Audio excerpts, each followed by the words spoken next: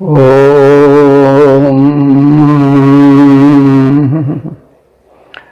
वेद प्रेमियों, सुधी श्रोताओं, संप्रति हम सब ऋग्वेद के प्रथम मंडल के समय सूक्त के 5वें मंत्र की व्याख्या में प्रवेश करने जा रहे हैं। यह मंत्र तृष्टुप नामक छंद में निबद्ध है। मंत्र दृष्टा ऋषि वार्षागिर हैं। तो वार्षागिर एक वृष गिर राजा थे, उनके पुत्र थे। तो वे 5 थे: ऋजाश, अम्बरीश, सहदेव, भयमान, सुराधस। और इन 5 का सम्मिलित ऋषित्व इस सूक्त में है।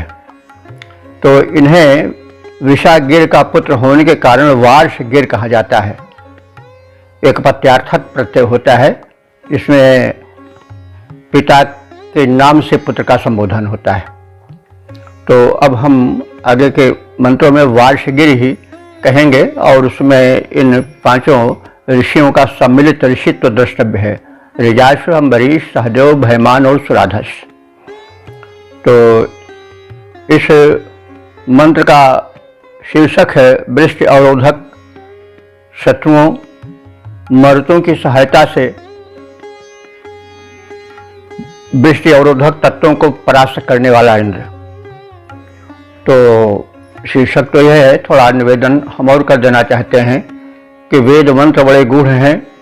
वो केवल वर्षा हो जाए और वर्षा बंद हो, वर्षा बंद न हो और अवरोधक तत्व नष्ट हो, धरती सिंचित हो, इतने ही तक नहीं सीमित है। उसका एक अध्यात्म परक अर्थ भी होता है। तो वेद में समन्वय है, उसमें अध्यात्म का और भौतिकता का दोनों का समन्वय है। इसलिए इंद्र जो है वो वृत्तासुर को मारें, मरुतों की सहायता करें और फिर वृष्टि हो, धरती में अन्न पैदा हो, इतने ही तक अर्थ नहीं लेना चाहिए। जो विद्वान हैं वे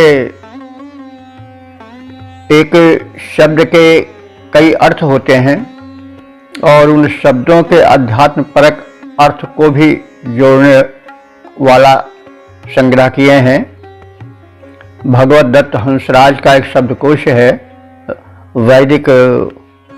तो उसमें उन्होंने देवताओं के जो प्रसिद्ध देवता संबंधी शब्दों के जो प्रसिद्ध अर्थ हैं उनको दिया है।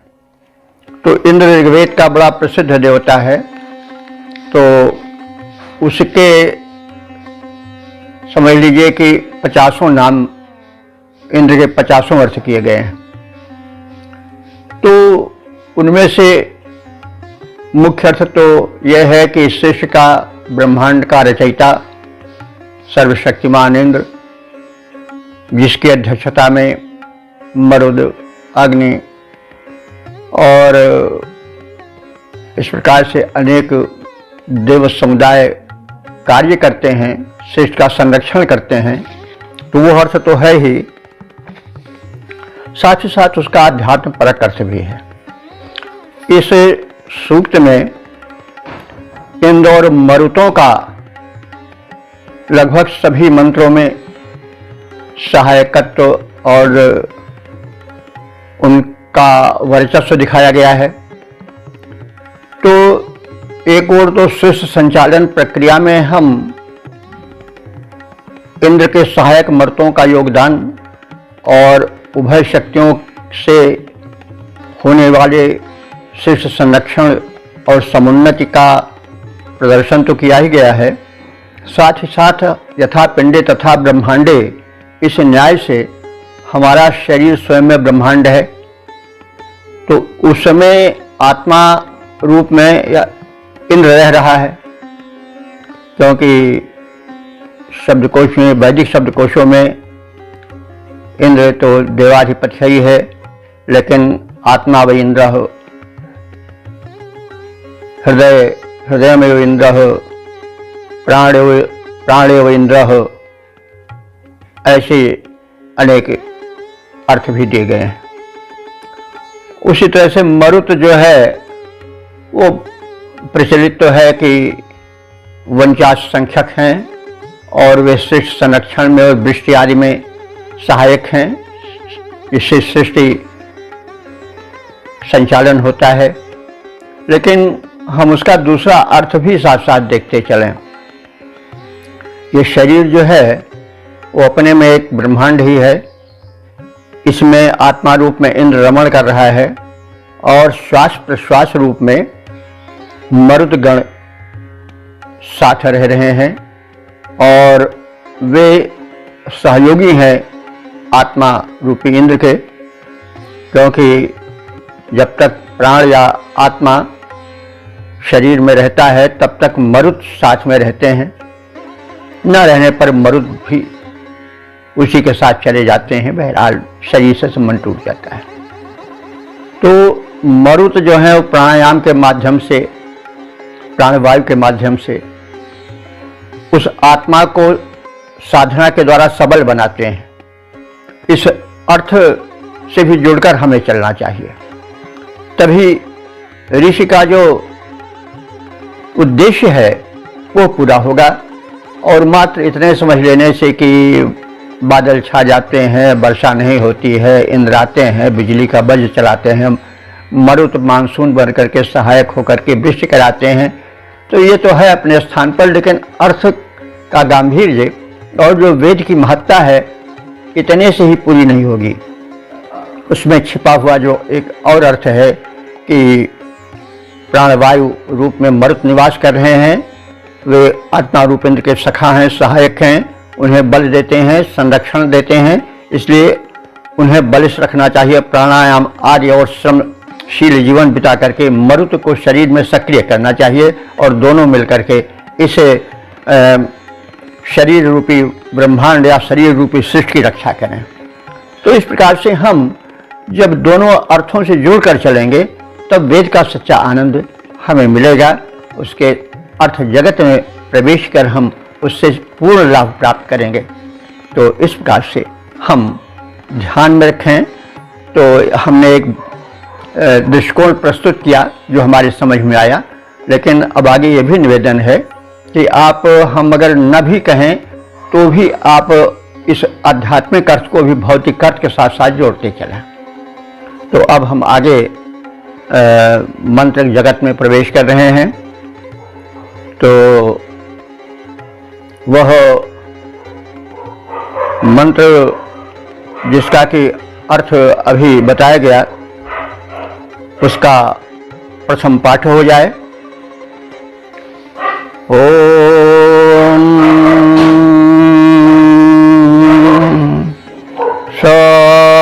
सूनुभिर्न रुद्रेभिर्भुवा निशाह्ये सासहा अमित्रान् शनिदेभिः श्रवस्यानि तूर्वन् मरुत्वान्नो भवत्पिंड ऊती। शब्दार्थ से परिचय प्राप्त करने। सह माने वह इंद्र कैसा है? सून भी न रुद्रे भी। सून भी, सून कहते हैं पुत्र को, और सून भी का तृतीया बहुवचन है, सून का तृतीया वचन सून भी है।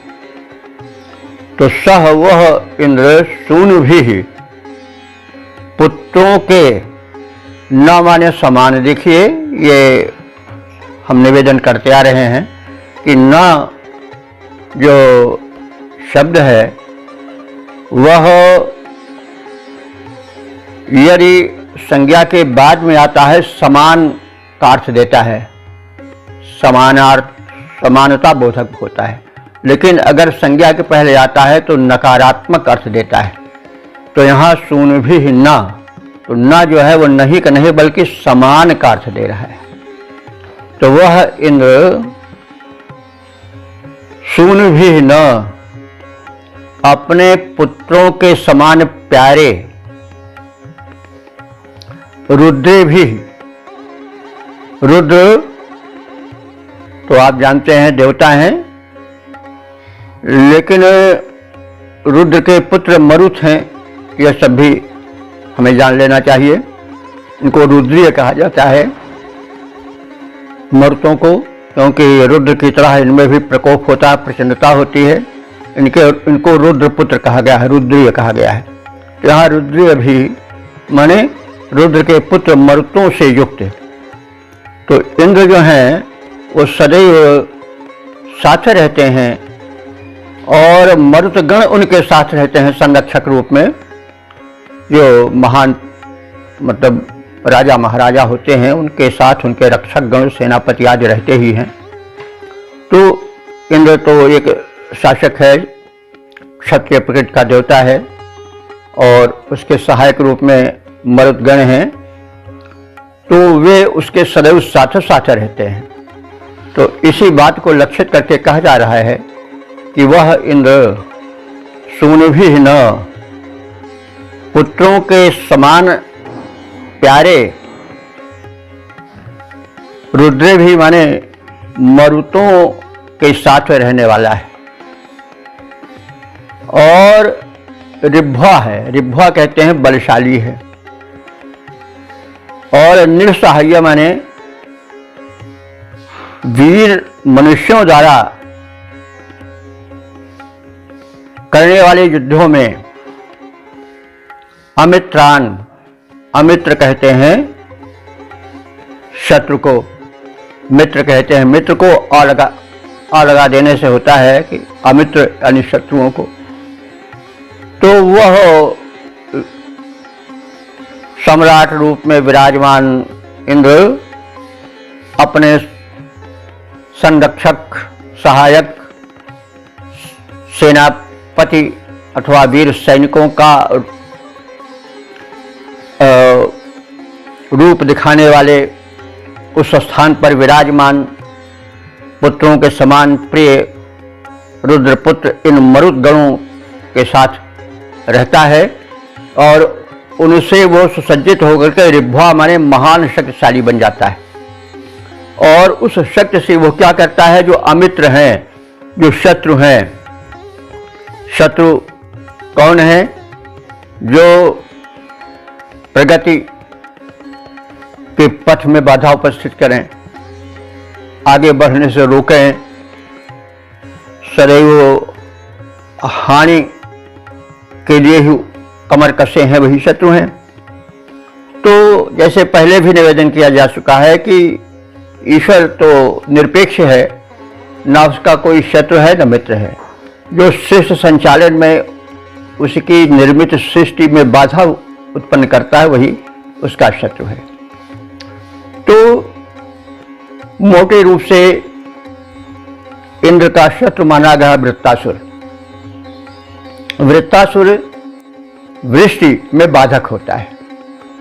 वह बादल में भरे जल को धरती पर नहीं आने देता है और इंद्र जो है वह बिजली रूपी वज्रपात करके उसकी शक्ति को तोड़ता है और बादलों में भरे जल को वृष्टि के रूप में धरती पर आने हेतु मुक्त कर देता है।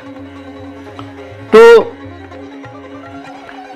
इसलिए ये वृत्तासुर उसका अमित्र है, शत्रु है। अगर हम इसको चाहें तो जैसा अभी हमने पहले निवेदन किया है कि हम प्राणवायु से जोड़ सकते हैं। मरुत प्राणवायु हैं, काम, क्रोध, लोभ आदि या रोग शोक जो हैं वो शत्रु हैं। तो प्राणवायु की साधना से, श्रम से, योग साधन से हम अपने उस आत्मा रूपी इंद्र को पुष्ट करके जो तमाम शत्रु हैं शरीर के, रोग शोक और अन्य तरह तरह के, उनको हटा सकते हैं। तो अब यह एक दृष्टिकोण दे दिया गया है, आप इस प्रकार से अर्थ करते चले। हम न भी किसी कारण से बड़ा विस्तार हो जाएगा, इसलिए या अन्य कारण से अगर नहीं करते हैं तो भी उसे समझना आवश्यक है। अमित्र से हम शत्रु से शत्रु हम केवल वही नहीं जो हमारा हित करते हैं और तलवार लेकर के, आश्वासन लेकर के षड्यंत्र रचते रहते हैं, वही नहीं है, बल्कि जो भीतर बैठे हुए काम, क्रोध, लोभ आदि हैं वो अपने बन करके भीतर ही भीतर हमको खोखला करते रहते हैं, हमको संतुष्ट करते रहते हैं। उन शत्रुओं से भी लेना चाहिए और प्राणवायु के साधना से हम उनको नीचा दिखा सकते हैं, उनको कमज़ोर कर सकते हैं, आदि आदि भी इससे तरस ले सकते हैं। तो ये जो हैं वो शनिदेव भी हैं। शनिदेव भी माने साथ साथ रहने वाले हैं। नीड कहते हैं घोंसला को, और शनिद माने घोंसले में साथ साथ रहना, तो घोंसले से इसका व्यापक अर्थ होगा आवास में, एक ही घर में रहते हैं, एक ही स्थान पर रहते हैं, यानी साथ साथ रहते हैं। तो जो सेनापति हैं, जो अंगरक्षक हैं, वो सम्राट के साथ साथ रहते हैं। तो जो मरुत गण हैं वो इस सम्राट इंद्र के साथ साथ रहते हैं, शनिद हैं, एक ही आवास में, एक ही आगार में निवास करने वाले हैं, साथ साथ रहने वाले हैं। तो उनसे मिल करके इंद्र जो है वह शत्रुओं, वृत्तासुर और उनके सहायकों को, जो वृष के अवरोधक हैं, उनको परास्त करता है। और शवस्यानि, शवस कहते हैं अन्न को, अन्न जो कि प्राणियों का जीवनाधार है, उसको बढ़ाने के लिए जल को तूर्वन माने नीचे गिराते हैं, यानी वृष्टि कराते हैं। और शवस माने यश भी होता है। तो यो आत्मार्थ में या अध्यात्म अर्थ में कर सकते हैं कि जो शत्रु हैं, काम क्रोध लोभ आदि, आलस्य, अनावश्यक निद्रा आदि, उनको प्राणवायु से पुष्ट आत्मा पराजित करता है और प्राण साधना उसमें सहायक होती है। और इस प्रकार से जल गिरता है, यानी अध्यात्म का जल, अध्यात्म का जीवन आता है, और इस प्रकार से कल्याण होता है।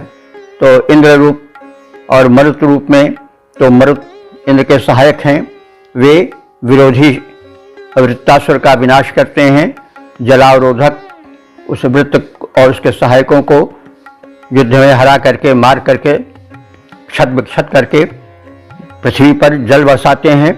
और परिणाम स्वरूप जो स्रवस हैं, स्रवस माने अन्न हैं, वो आगे उपज देने वाले हो जाते हैं। और ऐसे अन्न उपजाने वाले नीर की, जल की वे वर्षा करते हैं और तुरवन माने नीचे गिरने के लिए उन्हें प्रेरित करते हैं।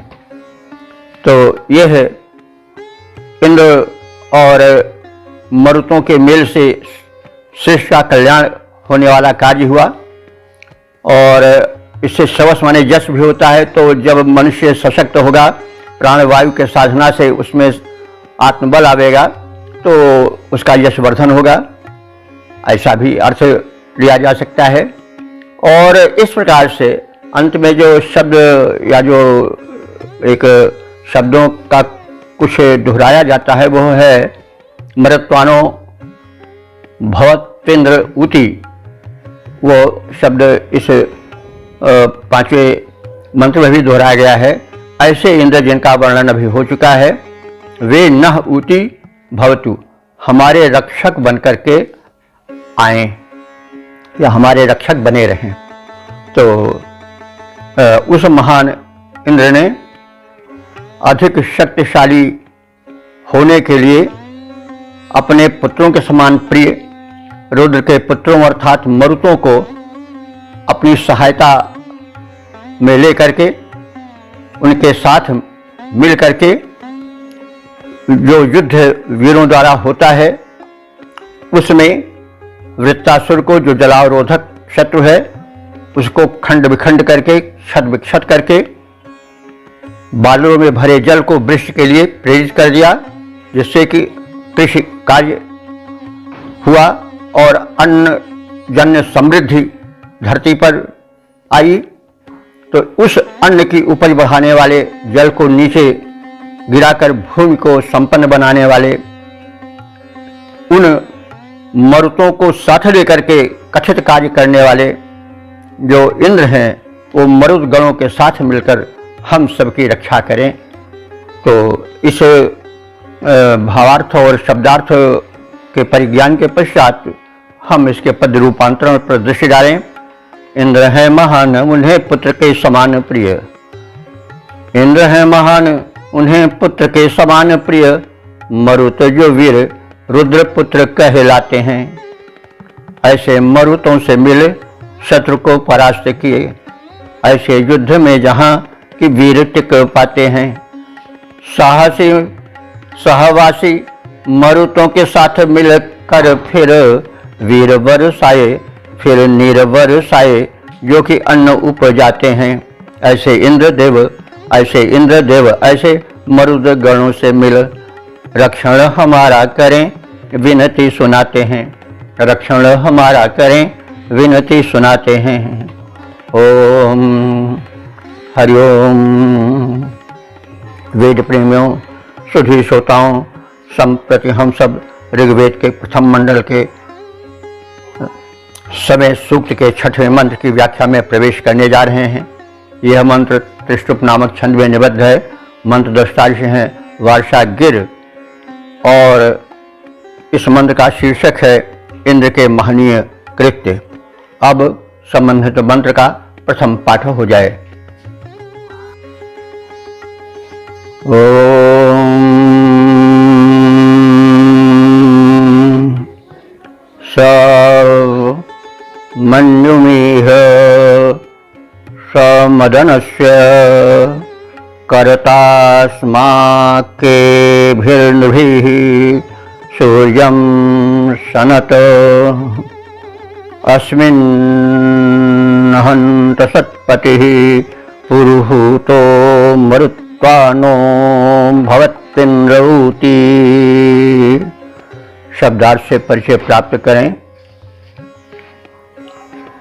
सह माने वह इंद्र जिसका वैशिष्ट यह है कि वह मन्युमीह शत्रुओं पर क्रोध करने वाला है। तो क्रोध बुरा नहीं है। क्रोध यदि मानवता के शत्रुओं पर किया जाता है तो वह प्रशंसनीय है, और अगर ऐसा नहीं किया जाता तो वह क्षमा भी निंदनीय है। तो इंद्र जो है वो मानवता के शत्रुओं पर क्रोध करने वाला है। देखिए, हमने अध्ययन करके यह ज्ञान प्राप्त किया है, कुछ ऐसा हमको प्रकाश मिला है कि वाल्मीकि रामायण पर वेद का बड़ा ऋण है, और सिद्धांत वेद के जो हैं वो वाल्मीकि में जो है वो अवतरित हुए हैं, प्रशस्त हुए हैं, पुष्ट हुए हैं। राम जो कि राम कथा के नायक हैं, वाल्मीकि रामायण में कहा गया है कि वे कालाग्नि सदसः क्रोधे, जब क्रोध करते हैं तो कालाग्नि बन जाते हैं। और क्षमया पृथ्वी समा, यदि क्षमा करते हैं तो पृथ्वी की तरह बन जाते हैं। पृथ्वी पर लोग उसको खोदते हैं, मलमूत्र आदि करते हैं, और भी जो कुछ भी करते हैं, पृथ्वी क्षमाशील है। वह ऐसा करने वालों से बदला नहीं लेती है। तो इसीलिए कहा गया है कि कालाग्नि सदसः क्रोधे क्षमया पृथ्वी समा। तो वेद की ही यह देन है। वेद में कहा गया है कि जो उसका नायक है, इंद्र है, वह मन्युमीह बड़ा क्रोध करने वाला है। लेकिन किस पर? शत्रुओं पर। शत्रु उसके कौन है? जो मानवता के शत्रु हैं। जो परम सत्य होता है उसका कोई अपना शत्रु मित्र नहीं होता है। जज का कोई अपना शत्रु मित्र नहीं है। जिसने अपराध किया है उसको दंड देता है, और ऐसा न करे तो दोषी माना जाएगा। तब न्याय जो है वो कलंकित हो जाएगा। तो इसलिए जो सत्ता पर है, जिसके पास अधिकार हैं, वह जिस पर क्रोध करना उचित है, जो मानवता का द्रोही है, जो समाज में विष घोलने वाला है, अत्याचार करने वाला है, निर्दोषों को सताने वाला है, उस पर यदि क्रोध न किया जाए तो वह पराक्रम निंद है। तो इंद्र के विषय में कहा गया है कि इंद्र जो है वो मनोमी है। कैसा है? शत्रुओं पर प्रबल प्रचंड क्रोध करने वाला है। और कैसा है? समदनस्य, जहाँ पर युद्ध होता है और युद्ध में विजय होती है वहाँ युद्धोत्सव मनाने वाला है। समदनस्य आनंदोत्सव मनाने वाला है। और वो जहाँ जिस युद्ध में उतरता है वहाँ विजय मिलती है और तब विजयोत्सव होता है।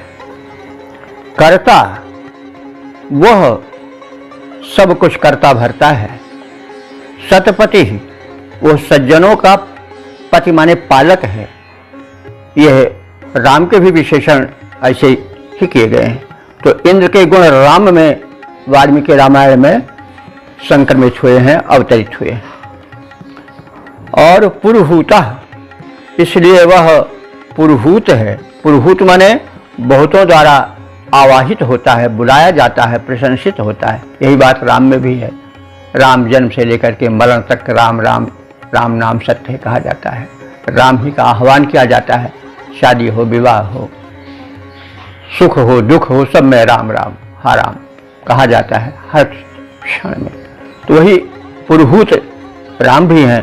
तो पुरुहूतः, वह इंद्र बहुतों द्वारा व्यापक रूप से आवाहित होता है अथवा प्रशंसित होता है। अस्मिन अहन, अस्मिन माने इस, अहन माने दिन, यानी आज के इस दिन में जबकि हमारे आगे अंधकार छा गया है, सूर्य का लोप हो गया है, ऐसे क्षणों में वीरों के साथ हे इंद्रदेव सूर्यम सनत, हमें सूर्य का दर्शन कराएं, सूर्य को प्रकट कराएं। तो बादल जब छा जाते हैं तो सूर्य छिप जाता है, अंधकार छा जाता है। तो यहाँ पर हम लाक्षणिक रूप में देख सकते हैं कि जब हम पर दुर्वृत्तियों का, वृत्त माने होता पर्दा, जब हमारे सत्प्रवृत्तियों पर दुष्प्रवृत्तियों का पर्दा पड़ गया हो और जो तमाम हमारे काम, क्रोध, लोभ, मोह, मद और रोग, शोक आदि पर्दा डाले हों अथवा घेरा डाले हों वृत्त, तो उस समय आप हमारी रक्षा करो और सूर्य के दर्शन कराओ, अर्थात विजय का प्रकाश लाओ और सफल बनाओ। और साथ ही साथ तुम जो है वह शत्रुओं के आगे अंधेरा लाओ। शत्रु कौन है? यदि वर्षा की दृष्टि देखा जाए तो वृत्तासुर और उसके सहायक, यदि शरीर के दृष्टिकोण से देखा जाए तो काम, क्रोध, लोभ, रोग, शोक आदि हैं। तो हमारे शत्रु हैं, उनके आगे अंधकार फैला दो, यानी वे आगे बढ़ न पावें। और जो हम हैं, हमें प्रकाश दो। असदो मा सद्गमय, तमसो मा ज्योतिर्गमय की भावना है। तो वह इंद्र युद्ध में शत्रुओं के प्रति क्रोध करने वाला है, युद्ध में विजय का आनंद मनाने वाला है, सज्जनों का परिपालक है, दुष्टों का घालक है। इंद्र बहुतों से प्रशंसित है। आज के दिन इस अवसर पर जब हम निराशा के घनघोर घटा से पीड़ित हैं, आगे निराशा का अंधकार छाया हुआ है, ऐसे क्षण में आप हमें आशा का प्रकाश दो, विजय का प्रकाश दो। और जो हमारे शत्रु हैं, हमारे प्रगति के पंथ के अवरोधक हैं, ऐसे दुष्टों को आप अंधकार में डाल दो। हे समर्थ इंद्र, आप मरुतों के साथ रहते हो, मरुत वीर आपके सहायक हैं, आप उनके साथ न ऊती भो, हमारे रक्षक बनते रहो। तो इस प्रकार से हमने इस मंत्र का शब्दार्थ और भावार्थ जानने की चेष्टा की। अब पद रूपांतरण पर दृष्टि डालें। इंद्र युद्ध मध्य क्रुद्ध होते शत्रु सैन्य पर, इंद्र युद्ध मध्य क्रुद्ध होते शत्रु सैन्य पर, जीत पाते विजय महोत्सव मनाते हैं। सज्जनों के पालक हैं, घालक हैं, दुर्जनों के बड़ी ही प्रशंसा जन यूथ मध्य पाते हैं। वीरों के समाज साज आज वृत्त को संघारें, सूर्य सूर्य को उबारें जो प्रकाश प्रकटाते हैं, मरुतों के साथ आए हमको बचाएं इंद्र, स्वामी है समर्थ हम विनती सुनाते हैं, स्वामी है समर्थ हम विनती सुनाते हैं। ओम वेद प्रेमियों, सुधी श्रोताओं, संप्रति हम सब ऋग्वेद के प्रथम मंडल के समय सूक्त के 7वें मंत्र की व्याख्या में प्रवेश करने जा रहे हैं। यह मंत्र त्रिष्टुप नामक छंद में निबद्ध है। देवता है इंद्र और ऋषि हैं वार्षागिर। वार्षागिर के विषय में परिचय दिया जा चुका है। तो इस मंत्र का शीर्षक है इंद्र मरुतों को साथ लेकर वृष्टि कराएं और धनैश्वर्य लाएं।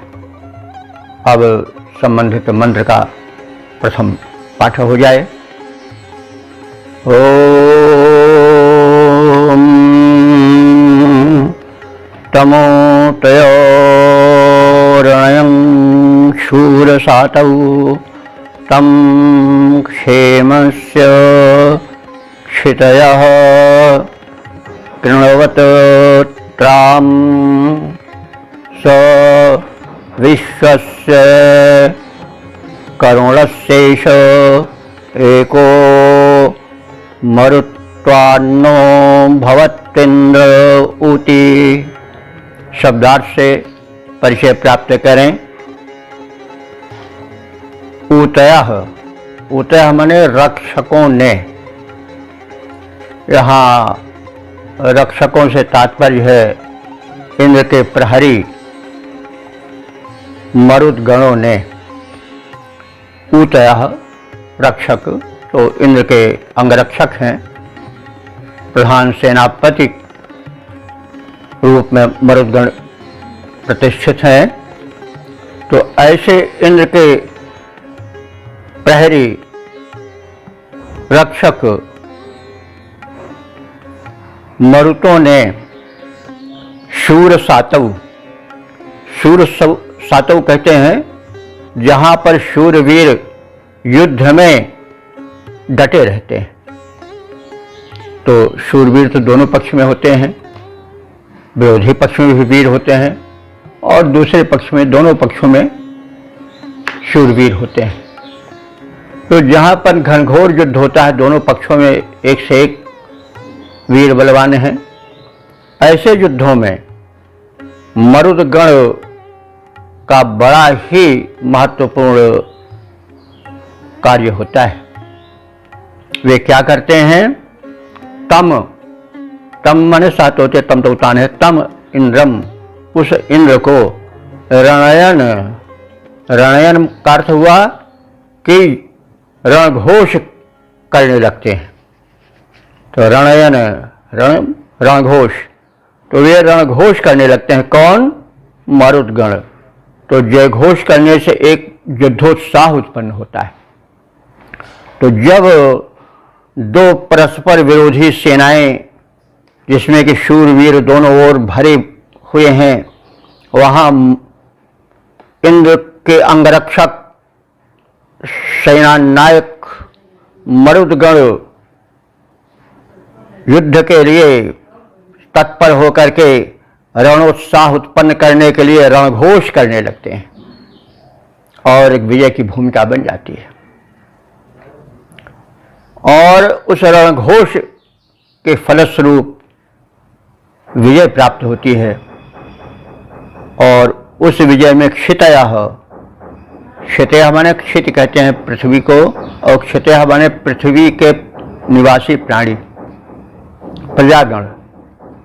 तम माने उस इंद्र को जो क्षेम से, जो कुशल क्षेम का प्रदायक है, संरक्षक है, त्राण, वह त्राता बन जाता है। विजय होती है। तो इंद्र की विजय मानवता की विजय है और उस विजय में वह इंद्र रक्षक बनकर सामने आता है उपासकों के, और उपासक गण उसको अपना संरक्षक बनाते हैं, कृणवत बनाते हैं या बनाया। तो सह माने वह इंद्र, एकः अकेला ही, विश्वस्य संपूर्ण, करुणस्य माने उत्तम कर्मों का, ईशे माने स्वामी है, संरक्षक है। वह इंद्र, विजयी इंद्र बड़ा समर्थ है और समर्थ हो जाता है विजयोत्साह में, और जो उसके उपासक गण हैं वो उसको अपना संरक्षक बनाते हैं, उसे समर्पित हो जाते हैं, समर्पण भावना से युक्त होकर शरणागत हो जाते हैं। और वह इंद्र जो है अकेला ही इतना समर्थ है कि इस विजयोत्सव में वह संपूर्ण उत्तम कर्मों का स्वामित्व करता है, उनको संरक्षण देता है, उनको वृद्धि देता है। और जो ऋषि है, उपासक है, वो प्रसन्न होकर के इंद्र से कहता है, हे मरुत्वान, हे मरुतों को साथ रखने वाले समर्थ इंद्रदेव, नः ऊती भवतु, हम सबके संरक्षक बने रहो। तो रक्षक, इंद्र के अंगरक्षक, उनके सहायक मरुतों ने शत्रुओं के मध्य, जहाँ दोनों पक्षों में एक से एक बड़े प्रचंड वीर हैं, वहाँ युद्धोत्साह भरने के लिए रणघोष करते हैं मरुदगण। और इंद्रदेव ऐसे युद्ध में उत्साहित हो जाते हैं और विजयश्री प्राप्त करते हैं। उनके विजयश्री प्राप्ति से भक्त जो हैं वो प्रसन्न हो जाते हैं और वे इंद्र जो कि प्रजाओं को संरक्षण देने के लिए आगे आते हैं, जो प्रजाजन हैं, भूवासी हैं, उपासक हैं, वे इंद्र को समर्पण करते हैं और रक्षणीय धन का स्वामित्व उन्हें प्रदान करके उसके रक्षण की प्रार्थना करते हैं। वह इंद्र समर्थ है और मर्तों से प्रोत्साहित होकर के वह अकेला ही संपूर्ण श्रेष्ठ कर्मों का नियंता बन जाता है, भक्तों का संरक्षक बन जाता है।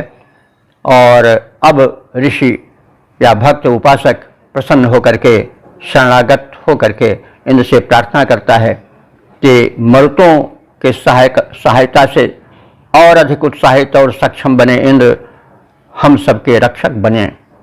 तो अब इसको हम जैसा पहले निवेदन किया जा चुका है, चाहें तो शरीर से भी जोड़ सकते हैं, आत्मा को इंद्र मान सकते हैं, शरीर को राष्ट्र मान सकते हैं, भूमंडल मान सकते हैं, और मरुतों को प्राणवायु जो बल प्रदान करने वाला है, जो प्राणायाम से अधिक प्रबल हो जाता है, उस अर्थ में लेकर के अर्थ भी किया जा सकता है।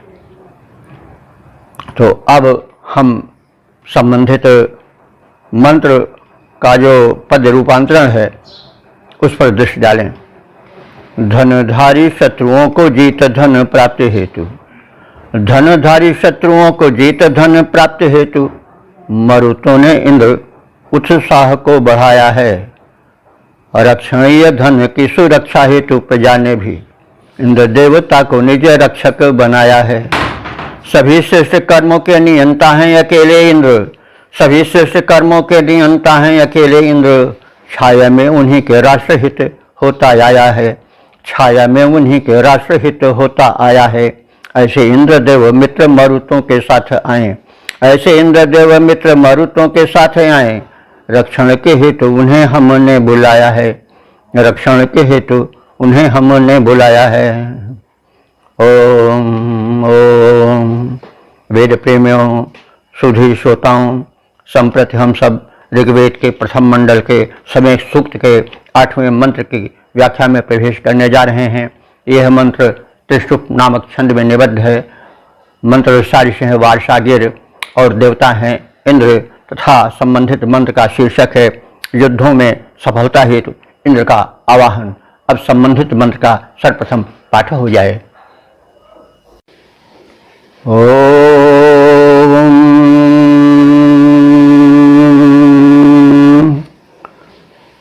तमप्सन्त शवस उत्सवेषु नरो नरमवसे तम धनाय सो अंधे चित्तमसि ज्योतिर्विदन् मरुत्वान्नो भवत्विन्द्र ऊती।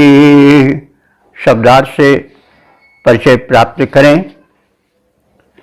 शवसः उत्सवेषु, वह इंद्र शवसः माने बलपूर्वक युद्ध में विजय प्राप्त करने वाले और उस विजयोत्सव को मनाने के कारणभूत इंद्र, उस बलशाली इंद्र को, उस नेतृत्व करने वाले समर्थ इंद्र को उत्सवेषु युद्धोत्सवों में हम सदैव बुलाया करें और अवश्य रक्षार्थ उसका आह्वान किया करें। और तम धनाय, उसे धन के निमित्त भी हम बुलाया करें। धन की विविध कोटियां हैं, जैसा पहले कहा जा चुका है। विद्याधन, बुद्धि धन, द्रव्य वाला धन, यश धन और धन की अनेक कोटियां हैं। तो हम धन की कोटियों के हेतु, विविध प्रकार के धनों की प्राप्ति के हेतु उस इंद्र को बुलाएं और उन धनों के संरक्षण के हेतु उससे सहायता मांगे।